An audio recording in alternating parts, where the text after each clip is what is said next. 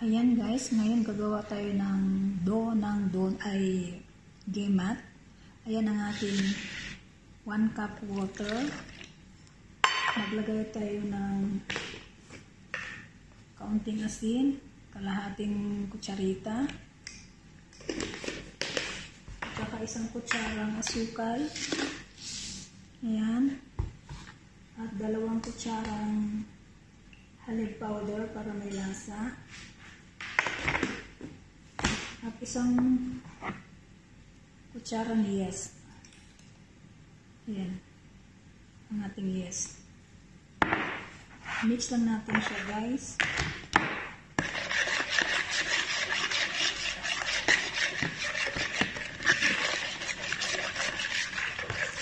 Ayan.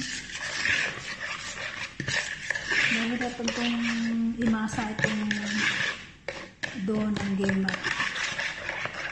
Yung iba hindi maganda kasi hindi nila na yung malabnaw ba. Ito kasi makunat.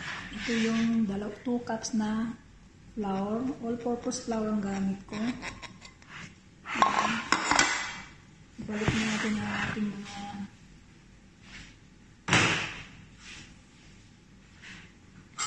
yan, mix na natin ito. Hirapan ko siya i-mix kasi matigas yung dough na masakit talaga sa muscle. Ayan siya.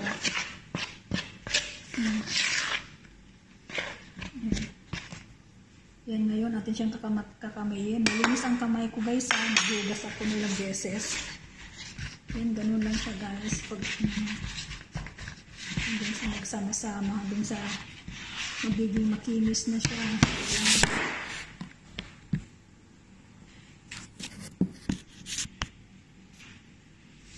Parang nakatsaga ka lang ito. Ganyan lang. Talsika na.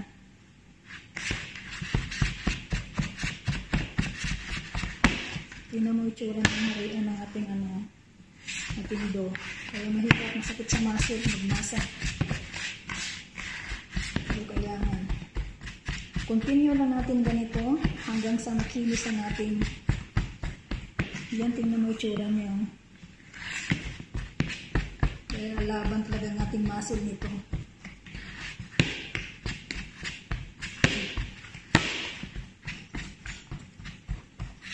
Yan lang guys.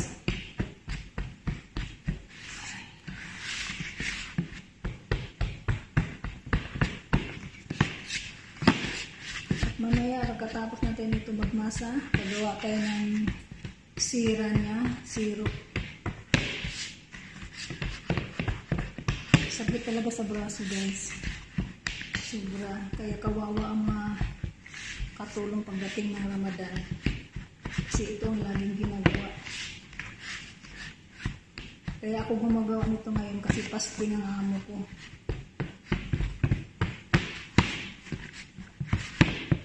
Ayan. Tuloy-tuloy lang at masakit na ang muscle. Yan, unti-unti na siyang kuminis guys. Tiis lang.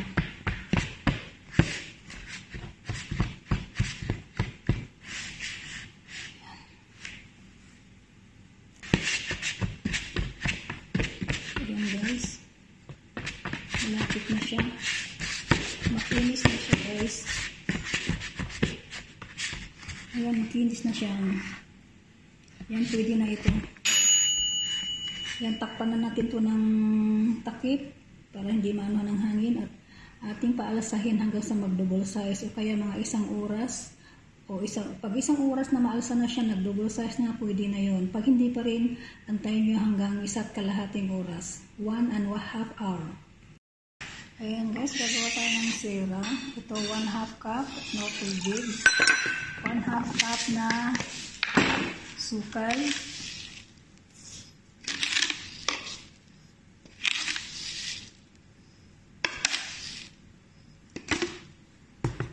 Ayan, at 1 lemon. Pakuluan lang natin siya hanggang sa mag-little brown.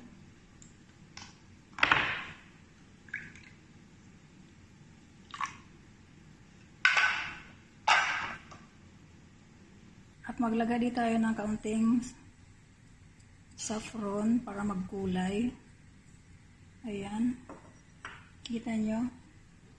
Ayan guys, pakuluin lang natin siya ng mga 5 minutes hanggang sa lumapot ng kaunti para hindi siya masyadong sticky pag nalamig.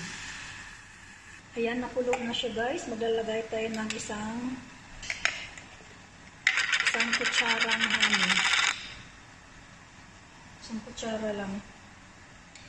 Ayan.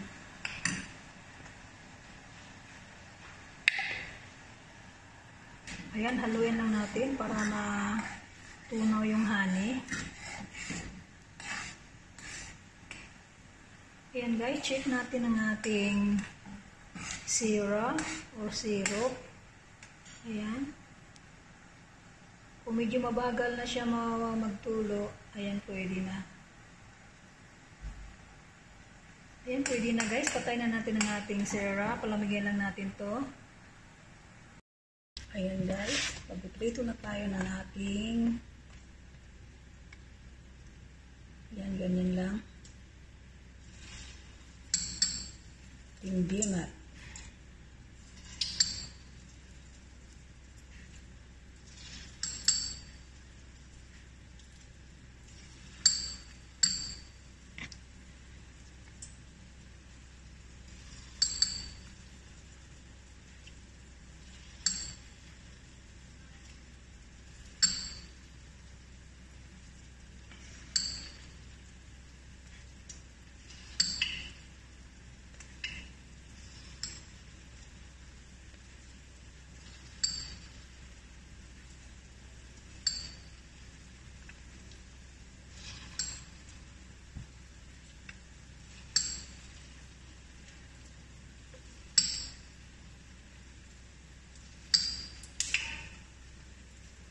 Mahirap to guys kasi mainit.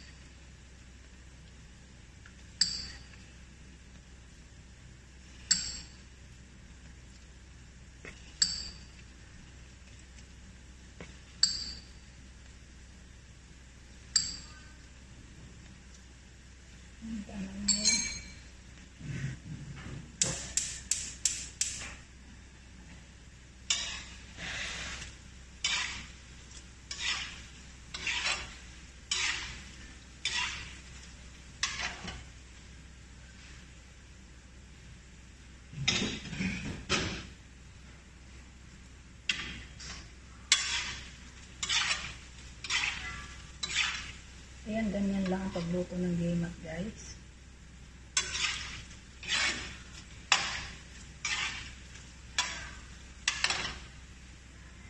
Ayan, golden brown na siya. Ayan, golden brown na. Hanguin na natin.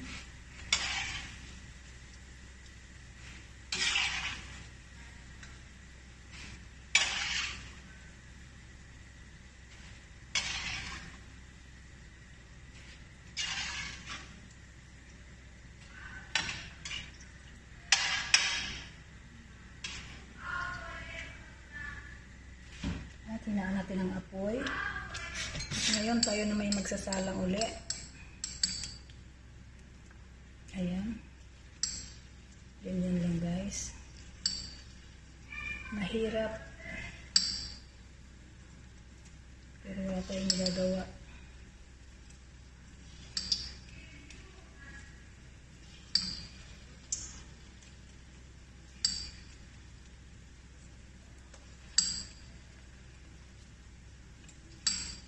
Yung iba, para mabilog, gumagamit ng mineral. Doon nilalagay, tapos pinipindot. Ako hindi. Kamay lang. Yung iba naman makina, pero mas lalong mahirap.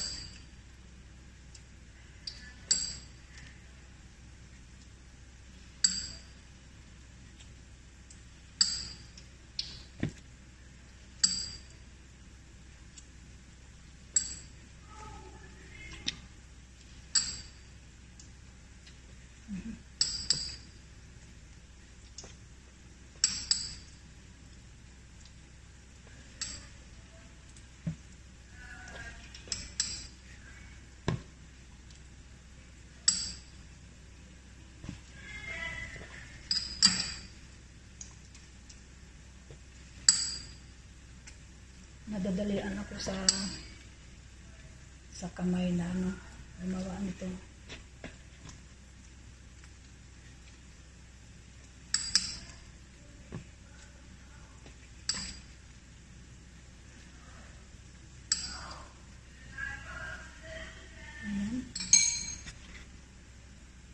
Yan, natin na siya ating haluin hanggang sa mag-golden brown ulit.